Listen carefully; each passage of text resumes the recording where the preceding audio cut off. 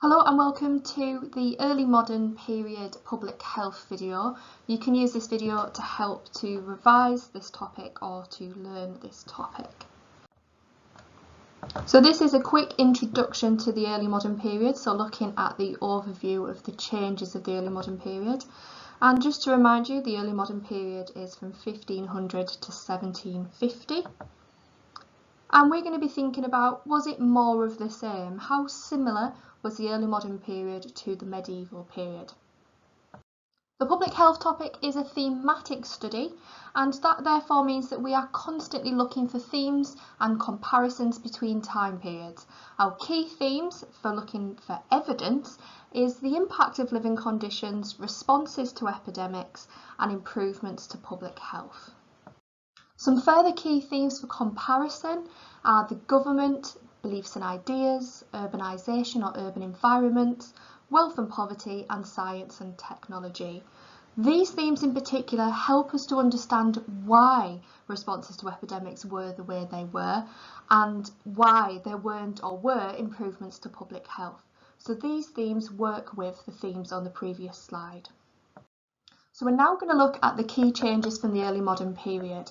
At the end of this video, I'm going to ask you to write a judgment about how far there was change or how far there was continuity between the medieval period and the early modern period.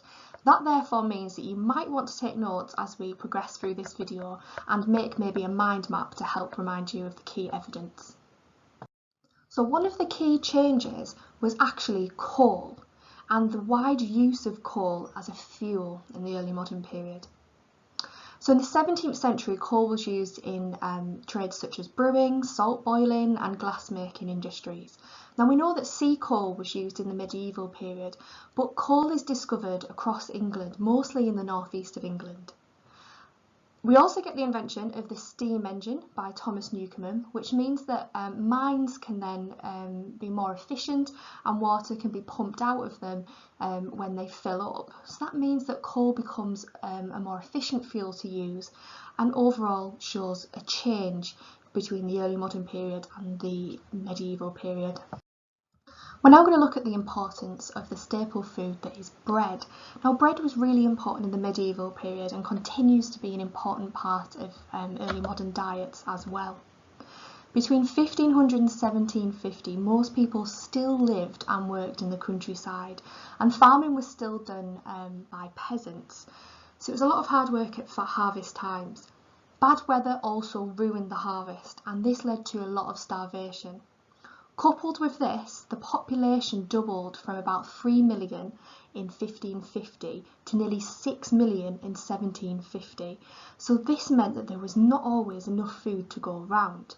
But improvements in agriculture towards the end of the early modern period meant that farming was easier and more efficiently done.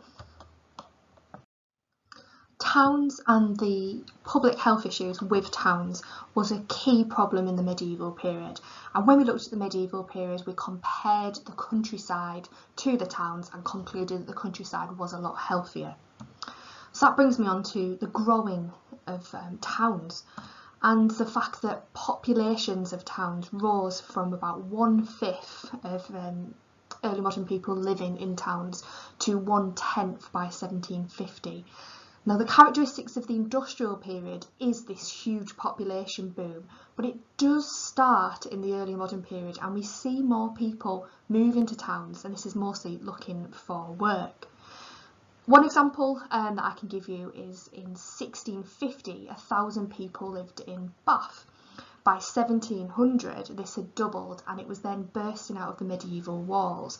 So we can come to some conclusions of the public health issues that would arise as these towns are growing at a speed. Another key feature of the early modern period is explorers and adventurers, and we can make links between the Elizabethan topic with this. Exploring leads to lots of new products and ultimately the British Empire. The early modern period is where we also see the start of the slave trade. So as these adventurers are discovering new places, they begin to colonise them. Linking that back to the public health topic, it means that we get lots of new products, such as metals, sugars, tobaccos, fruits, vegetables. And this almost transforms public health for the rich, but less so for the poor. Bristol, that also becomes an important trading port, and that more than doubled in size, linking that back to the problems of growing towns. Now, we finished the medieval topic by looking at monasteries and how good monasteries were for health, and that is mostly due to the amount of money that they have and the fact that they usually have running water to them. Now, that all changes because of this guy, Henry VIII, and his want for a divorce. This leads to the break with Rome and ultimately the end of monasteries. So the end of monasteries means that the poor have nowhere to go and get good health, and there were over 500 in England by the end of the Middle Ages. So that's going to be a lot of money for Henry VIII. I've popped a little example down there for you, and that would be Rievaulx Abbey, which was definitely confiscated of all of its treasure and money by Henry VIII. In terms of science and technology, we also get some new changes, such as discoveries of the microscope. And these new discoveries actually lead to the discovery of organisms found under the microscope, but the microscope was mostly used to magnify things such as a flea. Unfortunately, don't make the connection between fleas, rats and the plague, and they also don't realise that these organisms, which would later be found out to be germs, were linked to disease in any way. So it does actually show a mixture of change, but mostly continuity. Further to this, in science and technology, we also get the printing press, which transforms how word of mouth is spread through pamphlets. Before this, things would have been handwritten, and more than likely it was just the monks that were able to do this. The only downside of this is that lots of the printed pamphlets actually print old ideas, things like Galen, the Four Humours, miasma, and witchcraft was still widely believed. Lots of supernatural theories were also printed in pamphlets. So this shows again a mixture of change and continuity. Alehouses, or today as we might know them as pubs, they became very popular in the early modern period as a place for common people to hang out after a hard day's work. The number of alehouses in villages and towns grew rapidly during the early modern period, and people drank to excess, which brought all kinds of health problems or lack of regard for public health as well.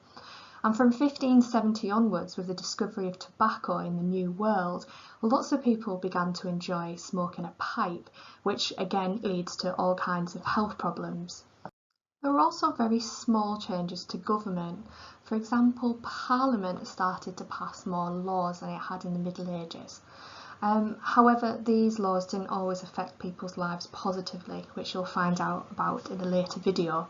And the number of MPs increased as well in Parliament. However, again, this didn't affect the ordinary people, as only 3% of the full population were eligible to vote. Local power also increased, and local issues were usually dealt with the more emerging middling sorts, and local power was mostly controlled by wealthy merchants, doctors and lawyers. Large landowners such as lords of the manors would become justices of the peace and enforce laws within villages and towns, but overall they didn't have much power in comparison to national government, but they did try to make some positive changes. To conclude then, I would like you to write a short judgment answering the question, was the early modern period just a continuation of the medieval period? Remember, we're looking for specific evidence for and against, and you might even want to pull out the themes that we talked about earlier in the video. Thank you for watching this revision video of the early modern period, and I hope you found it useful.